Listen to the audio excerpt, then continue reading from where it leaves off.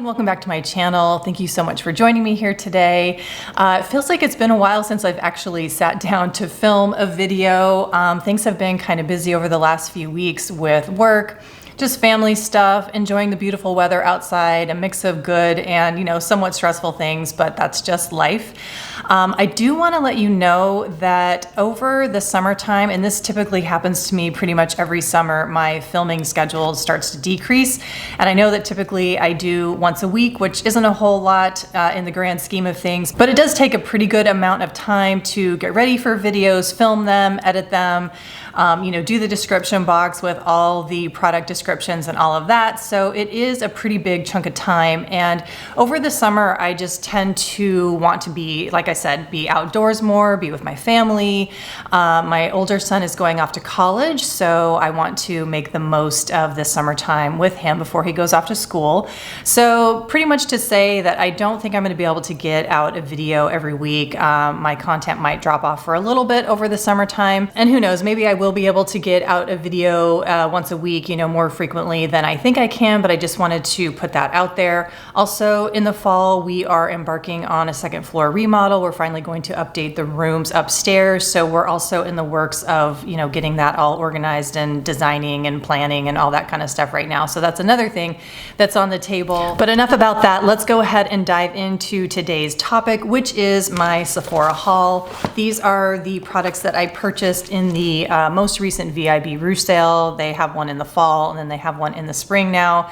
So I'm going to start by talking about body products. So I got two things from Necessaire. I got their lotion, it's just the body lotion, which is unscented.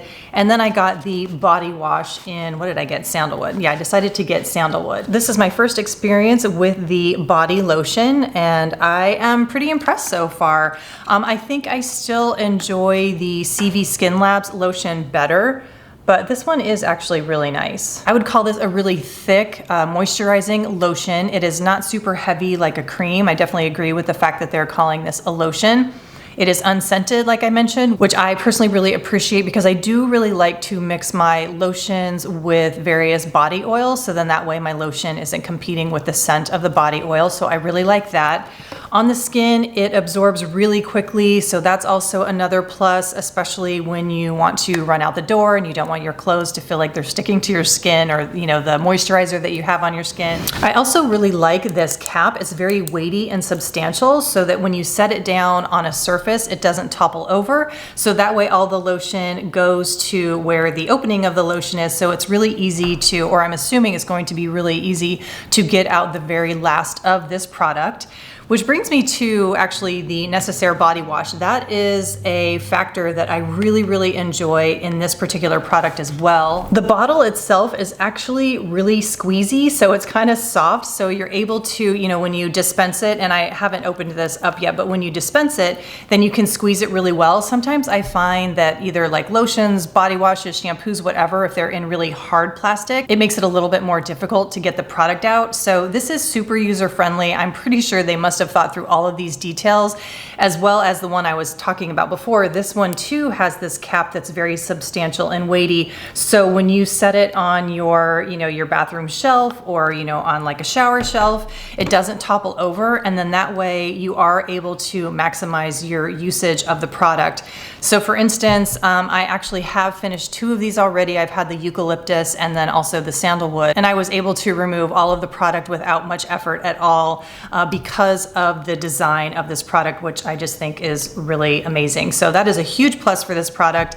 I really love how it foams. It lathers up really well. The eucalyptus one is really nice as well if you're a eucalyptus fan. And even though it's not like super, super creamy, you can use it as a medium to shave your legs. I've never had any issues with it. So overall, I really like it. I am a big fan of the Necessaire body wash. Highly recommend. I think they also have an unscented one if you prefer your body products unscented. But yeah, so far I'm really enjoying both of these. Obviously, I really love this because this is the third bottle that I have purchased, and then I definitely could see myself purchasing the Necessaire body lotion again in the future. So moving on to a couple skincare things. This is the Laneige Cream Skin Milk Oil Cleanser. You can see it comes in this box. And this is one of those pump products where when you get it out of the box, it actually has a screw cap on top, and then you remove it and then you put the pump on. So some of you might like that. If you don't want the pump, you don't have to use it because there is this screw cap as an option, I guess. I am actually really loving this oil cleanser. And actually, as you can see from the texture, it is a milk oil cleanser. And you can also see that it's a little bit on the runny side, but it's not so thin where it's just dripping, you know, through the palm of your hands when you apply it onto your hands. It does have a really nice weight to it, but again, it is on the thin side. It does a really nice job of removing makeup. Now, I don't think you could rely on this solely if you have a full face of makeup on and SPF. You would probably want to use this either as a first cleanse or a second cleanse, whatever your preference is. It makes for a really nice morning cleanse because it is just so super gentle. There's no scent to it. I think it would be really good for sensitive skin as well. Of course, you want to read the ingredient list to make sure there's nothing that you are allergic to or an ingredient that you don't particularly jive with, because this is technically not in that clean beauty, you know, green beauty sphere, although it might possibly be in the clean at Sephora, you know, section of their website. I'm not 100% sure on that. But anyway, I personally have been really enjoying it. I don't have a problem with any of the ingredients. I think it's a lovely, very gentle, beautifully formulated oil cleanser that is kind of milky and creamy. The next skincare product that I have, I'm actually a little bit on the fence about. This is the Ilia Blue Light Filter Mist. Comes in this box. And then this is what the packaging looks like. I want to point out that the bottle is plastic, which, you know, pros and cons to the plastic debate, you know, whether glass is better than plastic. But if you want to carry this in your bag, I think it is nice that it is in a plastic bottle. And the reason why I'm on the fence about this is I'm not super in love with the mist. I don't know if you can see here, but it is not very fine. I'm wondering if you can see that it sort of has like foamy little bubbles. And it's supposed to be a setting spray that actually protects from blue light, you know, from your devices, from your computer, phone, etc. But it is also marketed as a setting spray for your makeup. So you do get kind of like some white little blotchy foaminess on your face when you spray it. Maybe my sprayer is just a little bit defective. If you have one that has a better, finer mist for setting makeup, please do let me know. Because I don't want to be trashing that part of it if I just have a faulty sprayer. But what I would say is I like the finish, I like the effect. I'm still using it even though it kind of does that weird little like foaming spray pattern on my face or on my skin. I just pat it in, so it's not really that big of a deal. But again, for a makeup setting spray and also for the high cost of Ilia products, I would have thought that it would have been a better delivery system, just a much finer mist that you can just kind of obviously spray on your face and not have to do anything more after you've sprayed it onto your face. The scent is slightly floral. It reminds me a little bit of the Youth to the People lactic acid spray that I like. I think it's called like their adaptogen mist, something like that. The scent reminds me of that. It is a little bit stronger. I wish the fragrance was dialed back a little bit, even though it is on the light side. It doesn't really bother me. I think I would just appreciate it being maybe toned down just a little bit. So some pros on this product, some cons. I don't really know if I would purchase this again in the future, but I also don't think I'm going to return it. I need to play with it a little bit more and then just kind of make a final decision about that in the coming weeks. But yeah, I like the concept. It does work really nicely as a setting spray. You know, I don't know how effective the blue algae, you know, in this product is for protecting from blue light. I mean, that's not something that's rated like an SPF. So I need to understand that a little bit better. Like, does a product need a certain percentage of something like blue algae to protect you? How long does that protection last? All of that. If you guys have information about that blue light protection, I would love to hear about that from you. I do know that iron oxides are protective against blue light, and for whatever reason, I feel a little bit more comfortable with that, knowing I have the blue light protection. When there are iron oxides in my tinted moisturizer or whatever, I think iron oxides are in pretty much every tinted moisturizer that I have. So anyway, that's it on the Ilia. If you guys have tried it, I'd be really curious to hear what your thoughts have been and how you're feeling about it. And then next up are some makeup products that I purchased. I went ahead and got the Merit products that I think I mentioned in my video where I was saying what was on my wish list. I think I mentioned both of these Merit products and I ended up getting both of them. This is the brow gel, I think that's what they call it. Let's see, they call it a brow pomade. And this is what the tube looks like, and I got it in the color brown. And here you can see the wand and what the bristles look like.